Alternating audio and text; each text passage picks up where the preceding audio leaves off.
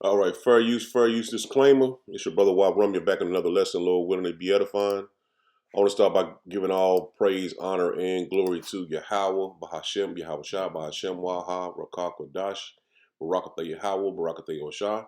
Double honors to the apostles, elders, bishops of Great Millstone Thomas Truth. Shalom to the 144,000 men of the Lord you see on the highways and byways prophesying in the name and power of Yahweh, Bahashem, Yahweh Shah. Also in the correct doctrine. I want to send a shalom to the 1/3 men, women, and children able to escape the judgment of Yahweh, Bahashem, Yahweh Shah by their faith. As you see, tensions are building up, especially with Babylon the Great. As you see here, UK warns US, and a lot of nations are warning the US, man, that they're pushing towards thermonuclear destruction. It says Britain is prepared to use force to oppose a US occupation of Greenland, says Stormer. And the scriptures forewarned us of her, Babylon's allies turning on her and burning her with fire. So we see through the spirit and power of Yahweh by Shem Yahweh Shah, this is the hand of the Lord moving in the earth. And we see tensions are rising because the day of the Lord is very near. As you see breaking, U.S.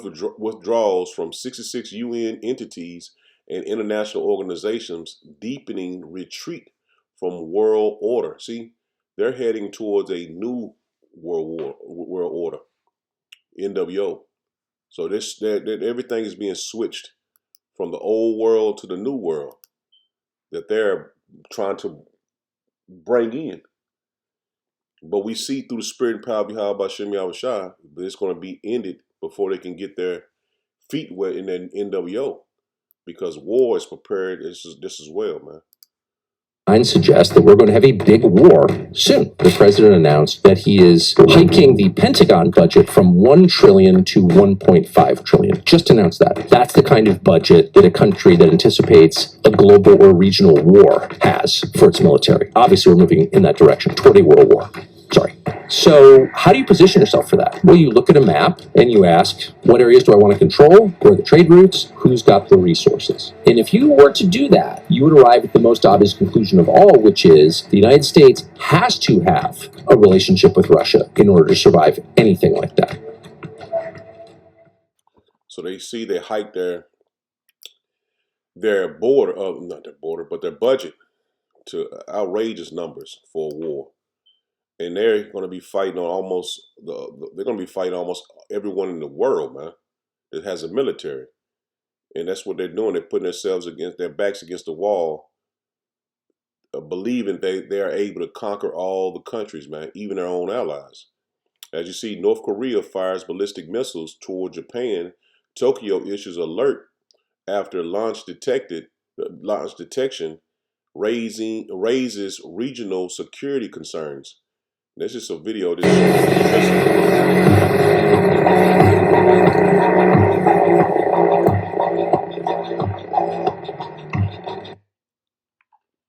And Babylon calls all the nations to prepare for war.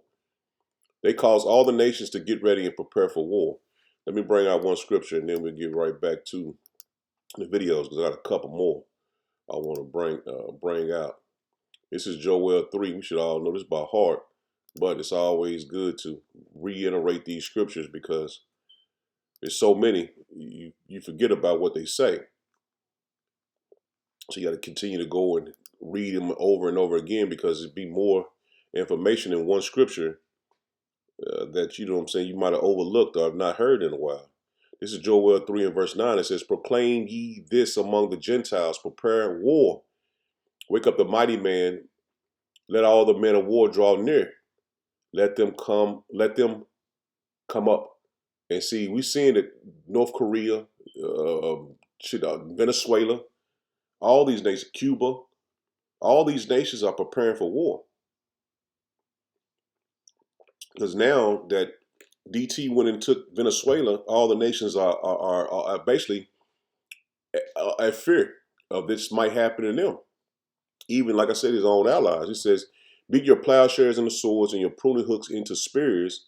Let the weak say, I am strong. See that? So these weak nations that had no military might to come against Babylon the Great, they are prepared for war, and they have the same weaponry that Babylon has, man.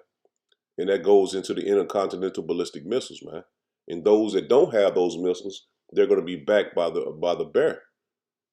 He says, assemble yourselves and come all ye heathen and gather yourselves together around about. Hither cause thy mighty ones to come down, O Yahweh Bashem Yahushua.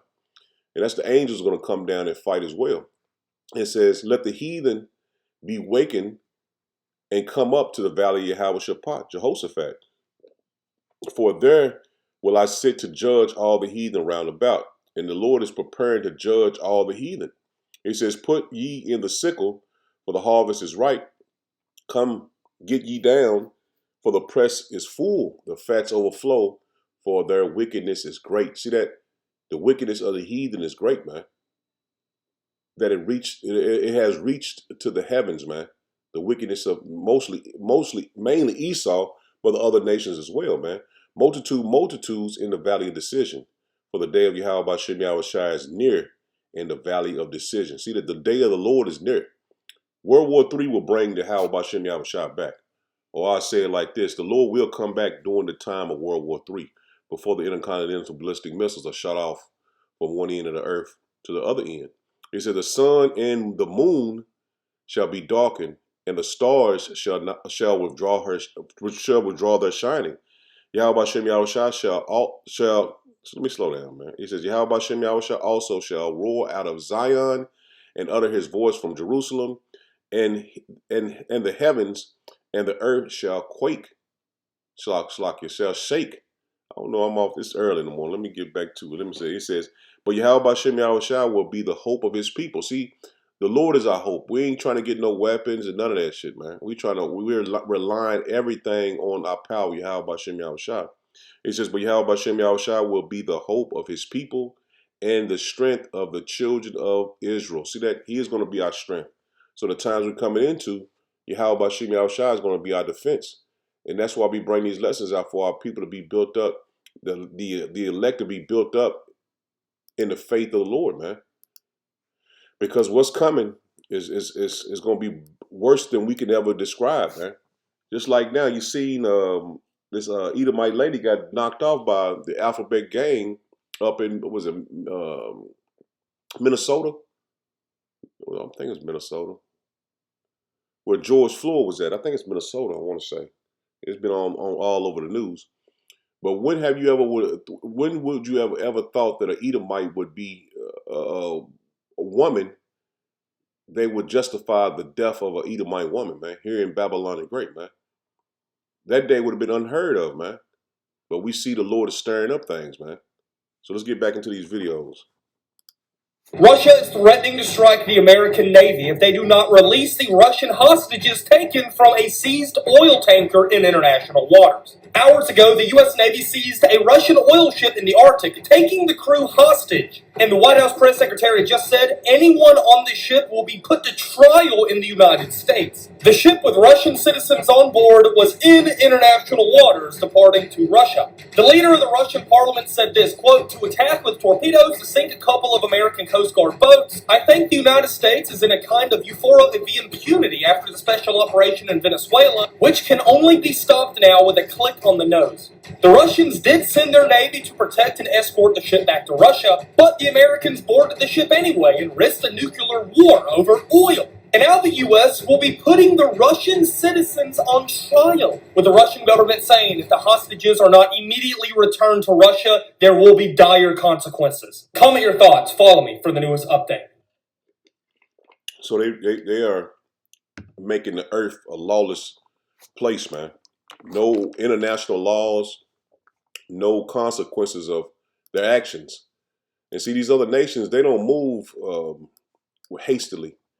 They plot things out so they won't make a mistake.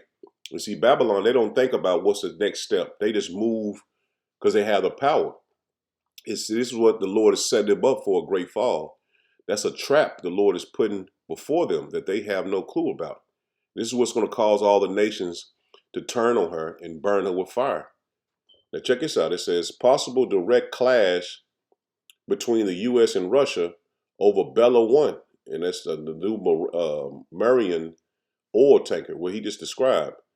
And this is huge, man, because Venezuela needs the money that they sell their oil to China and Russia and Iran and those other nations, those enemies to Babylon the Great. They need that oil, especially in a time of war. So you're seeing that he wants Greenland because he knows that it's basically it's like a line between Russia and China till they get over here, especially if they shoot their missiles to this part of the earth. That Greenland is will be like what they call a buffer zone that they can put a defense system there, and that's what he was talking about the Golden Dome. He was talking about putting those missile systems over Greenland so they can detect missiles before they reach Babylon the Great. Now, it's too late for that. It should have been done many years, 20 years ago, because nothing they're going to have set up in time enough before the war starts, because the tensions are rising so high that it's going to be too late to even have a defense of like a Golden Dome for Babylon the Great. Now check this out. Naval showdown is currently happening between Russia and the United States over a Venezuelan oil tanker linked to Russia. So here's what's happening. The United States Navy has been pursuing an oil tanker that departed from Iran and was headed to Venezuela to transport oil. And while the United States was pursuing this oil tanker to take it over, the crew of the oil tanker painted a Russian flag on the hull and reflagged the tanker as a Russian registered tanker. But the United States did not care that it now belongs to Russia and pursued the tanker anyway. So earlier today, Russia announced that they are going to deploy a submarine and other naval vessels to escort the oil tankers. And upon hearing that, the United States sent a helicopter and a special commando team to board the ship before Russian naval forces get there. And so far, it seems like the US has won, as US troops were able to board the ship before Russian Navy was able to get there on time. So they confiscated the oil ship before they was able to even get there with their naval fleet. And America said it's going to hold those captured from the oil, this oil vessel. They're going to hold them, hold trial for them. And they said that's a sanctioned ship that was taken by Babylon. And this right here is causing things to spiral, pretty much going to spiral out of control. This right here is put the relationships that you thought that DT had with Putin, and that's all severed, man. And they're never going to have a relationship like communicating anymore, because they know who's behind Babylon the Great, who's making moves on the behind the scenes, is causing these nations to basically get ready for war. And they always go back to the small hatters, man. President Donald Trump, I am speaking to you and to the American people. The United States has now seized an oil tanker linked to Venezuela that was sailing under the Russian flag. This was not a mistake. This was a decision. You say this is about sanctions and illegal oil. But when US forces take control of a Russian flagged ship in international waters, it becomes something bigger. This is no longer about oil. This is about power. This is about respect between nations. For weeks, this ship was followed. Russia warned that pressure at sea can quickly turn into danger. Those warnings were ignored. History shows us something very clear. Big wars do not start suddenly. They start with small actions that go too far. Russia does not want conflict. Russia does not want war with the United States or NATO. But Russia will defend its interests and its ships. One ship has already been taken. One wrong move next time could lead to something no one can control. The choice is simple: de-escalation or serious consequences. Now you seeing these hands right here, symbolic to the clash, and it's a great clash coming. And what he spoke is that it's no more respect of nations. There's no more respect between the so-called NATO nations and the BRICS nations. basically they call that in the world they call it the gloves are off, meaning it's time to fight. Now, nations are moving their people from their embassies because something is major on the it's going to happen, man. As you see here, it says Russia urgently evacuates Russian embassy staff from UC. Did anyone see this headline? I want to know what Russia knows. Take a look at this. Russia is urgently evacuating diplomatic personnel and their families from Israel, having organized 3 flights in the past 24 hours. The evacuation is taking place at an accelerated pace, indicating the presence of important information. The Russian army is urgently evacuating employees of the Russian embassy in Israel, along with their families in Israel, and returning them to Russia. And this is reported by the Daily Iran News. Also, not sure if you saw this footage, it's actually pretty insane. The United States seized a Russian-flagged oil tanker carrying Venezuelan oil. We stopped them in international waters and temporarily took 30 of their troops. Russia condemned this, obviously, and said, hey, give us our troops back. We said this is legal, took the ship back to the United States and placed it into U.S. custody as part of sanctions enforcement. So there's a lot of foreign tension going on right now that no one's really talking about, and it's getting kind of weird. No, it's not weird. It's just everything is being put in place for the fight of a lifetime, man. What is it? The second war is past, the third war coming quickly. I think it's Revelations 14, I want to say. But we see the things that was forewarned of us, were foretold of us through the scriptures, the day of the Lord, man. And what events would transpire before the day of the Lord, which we know World War III would not start until the MOTB is implemented or mandated for everyone to receive. Then things are going to move fast because the Lord says he's going to come like a thief in the night. So it's going to come fast. I'm going to get this real quick. This is Ezekiel 7 and verse 10. It says, behold, the day, behold, it is come. The morning is gone forth. The rod hath bosom. Pride hath budded. See that? Pride hath budded, man. And you can see that DT is he is the epitome of pride, man. I don't think no one else can mimic the pride that he has. I'm talking about the other nations. It says, violence has risen up into the rod of wickedness. None of them shall remain, nor of their multitude, nor of any of theirs. Neither shall there be welling for them. See that? There's not going to be a welling for Esau when he goes down. Their wickedness has budded, man. And when the flower buds, it's to the, matter of fact, let me look that up real quick. Flower budded. It's different stages of a flower. I should just look up the stages of a flower. And I ain't gonna get too much into it. I just want to look at the stages.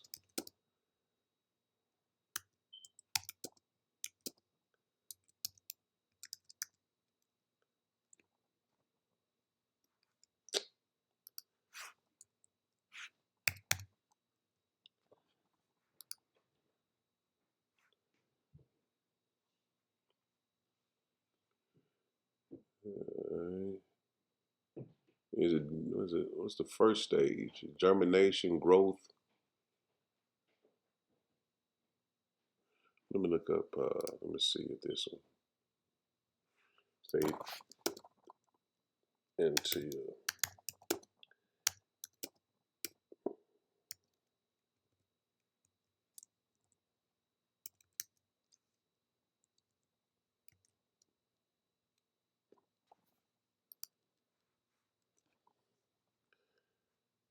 just want to get just some quick, they got marijuana on here.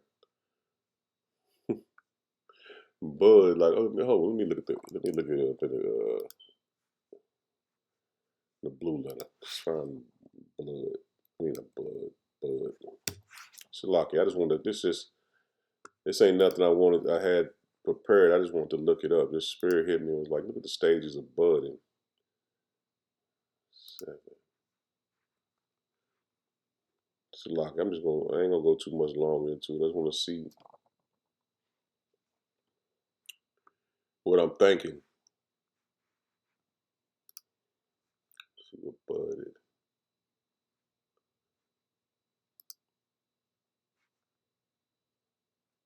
bud, sprout, shoot, blossom. It's like a flower. I know it's the last stage of it, but I just wanted to see if it was it's bud, blossom, generally. To spread, yeah. The wickedness is spread. The war is drawn near to the end. It says budded, especially fly. Let me see if it was.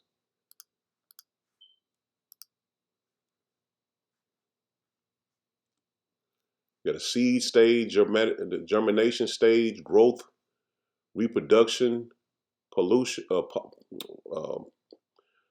pollination, spreading seeds. Yeah, that's gonna man. That's gonna bother me. I might have to look that up after I finish this lesson to see what it budded, man. That might be the avatar for the video. Verse 11. It says, "Violence has risen up into the rod of wickedness. None of them shall remain, nor their multitude, nor of any of theirs. Neither shall there be wailing for them. The time is come, the day draw near. Let not the buyer rejoice, nor the seller mourn. For wrath is upon all the multitude thereof." So it's at a time to be worried about money and worried about this and traveling and all of that. It's a time to get really locked into the spirit of Yahweh Shem Yahushua, man. Because we see we're at the door of World War III. It says, "For the seller shall not return to that which is sold, although they were yet alive. For the vision is touching the whole multitude thereof." See, when this happens, man, everybody's going to be affected. Every nation on earth is going to be affected by this World War III, man. It says, "Which shall not return, neither shall any strengthen himself in the iniquity of his life." And see, the Lord is going to require us to be righteous. And if you strengthen yourself in this world, man, thinking, well, I can get this and I can get that, you're going to be touched, man, by judgment. Because the war that was foretold to come, we're at the door of that, man. It's about to be open. And judgment is going to be open as well, man. Especially on 2/3 of our people, man, that didn't have the mindset to repent to the Lord and thought that nothing was ever going to happen here, man. So in the time that the Lord has judged us, it's come to an end, man. This is Jeremiah 12 and verse 1. It says, "Righteous art thou, O Yahweh Shem Yahushua, when I plead with thee, yet let me talk with thee of thy judgments. Therefore doeth the way of the wicked prosper." And see, now we see that the wicked is prospering. And you know what I'm saying, being as a man growing up in Babylon the Great, we've seen the Edomites prosper and grow and have this and have that, and us not having it. He says, "Wherefore are all they happy that deal very treacherously," and they have dealt very treacherously. And it's talking about Jake, but we know for a fact it's Esau now, man. This day and time, man. He says, "Thou hast planted them, yea, they have taken root. They grow, yea, they bring forth fruit. That are near in their mouth and far from their reigns." And see, Esau always said God this and God that, but it's far from them, man. The Lord is far from them. He says, "But thou, O Yahweh Shem Yahushua, knowest me. Thou hast seen me and tried my heart toward thee. Pull them out like sheep for slaughter and prepare them for the day of slaughter." And that's what the Lord is doing, preparing them for the day of slaughter. And Esau has no way out of this, man. He has no way out of this. He says, "How long shall the land mourn and the herbs of every field wither? For the wickedness of them that dwell therein, the beasts are consumed, and the birds, because they said, he shall not see our last end." And see, we see that the Lord is making moves to bring in the last world war, man. To stir up the people, to put the people at edge. Because the Lord is preparing Esau for slaughter. And see, he don't know that the Lord is preparing him for slaughter. He thinks everything is in his hands and he's controlling everything. But Yahweh Bashem Yahweh Shai is going to smack the joystick out of his hands. And he is being prepared to go down. And he don't have a clue that he is being prepared to go down. This is Psalms 119. It's Psalms 119 and verse 126. It is time for thee, Yahweh Bashem Yahweh Shai, to work, for they have made void thy law. And see, Esau have made void all the law, statutes, commandments of the Lord, man. That he feels like no one can even stop him from controlling the world, man. So we know for a fact the Lord is finna come back, man. It's time for the Lord to work, man. The wickedness has budded, man. It is time for thee, Yahweh Bashem Yahweh Shai, to work, for they have made void thy law. And see, everything Esau has done, it was to basically, you know how what they say in the world, put a fist up to the Lord, like I got power too. And that's what Esau has, his mindset is, he has power. And the Lord blessed him with the sword, so he feels like that sword can rule over the Lord, man. That he has enough power in his, he has enough power that he can ultimately fight against Yahweh Bashem Yahweh Shai, man. This is I'll get Psalms. It's Psalms 1. I'll get there already. Let me get Isaiah 66. And see, this sword is being set in place for him to be judged by his own sword, man. And that's those intercontinental ballistic missiles, man. This is Isaiah 66 in verse 16. For by fire and by his sword will Yahweh Bashem Yahweh Shai plead with all flesh. See, the Lord has a sword too. He blessed Esau with a sword, but his sword is bigger. As you say in the world, man, you can't fight it. You can't box against him. The Lord. Let me write 15. It says, "For behold, Yahweh Bashem Yahweh Shai will come with fire, and with his chariots like a whirlwind, to render his anger with fury and his rebuke with flames of fire." And that's how the Lord's coming back, man. With his chariots, those thousands upon thousands of angels and fire, man. For by fire and by his sword, see, by his sword will Yahweh Bashem Yahweh Shai plead with all flesh. And the slain of the Lord shall be many. See, the slain of the Lord shall be many, man. And who's going to stop Yahweh Bashem Yahweh Shai, man? See, that wickedness has budded, and the pride has reached the pinnacle. And he thinks he's going to rule forever, man. And that's what's going to make it so beautiful to see Esau go down, because he's going to be taken down in his pride. And we're going to rejoice over Esau, man, with great joy, man. This is Revelation 14 and verse 14. It says, "And I looked, and behold, a white horse, it's like a white cloud. And upon the cloud, one sat like unto the Son of Man." That's Yahweh Bashem Yahweh Shai. "Having on his head a golden crown, and in his hand a sharp sickle."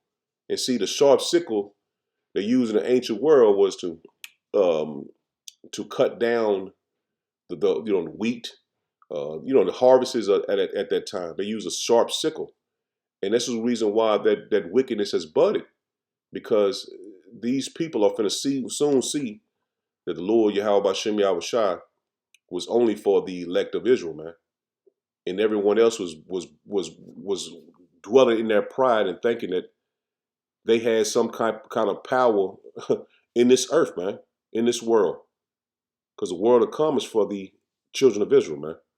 Verse 15, it says, "And another angel came out of the temple, crying with a loud voice to him that sat on the cloud, thrust in thy sickle and reap, for the time is come." See that? For the time is come for thee to reap, for the harvest of the earth is ripe. See that? This place is ripe for the picking, man.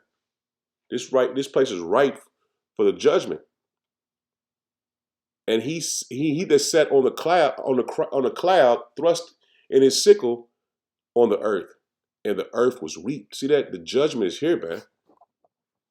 It's very, very close, man. And another angel came out of the temple which is in heaven, he also having a sharp sickle, and another angel came out from the altar which had power over fire.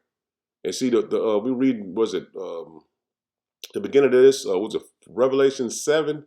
So the angels are holding back the destruction until the elect are sealed. See, we're reaching the point that the elect is sealed, man. Continue on verse 18 again. It says, and another angel came out from the altar which had power over fire, and cried with a loud voice, it's like with a loud cry, to him that had the sharp sickle, saying, thrust in thy sickle, that sharp sickle, and gather the clusters of the vine of the earth, for her grapes are fully ripe. See that? The wickedness has budded, man. The harvest has budded.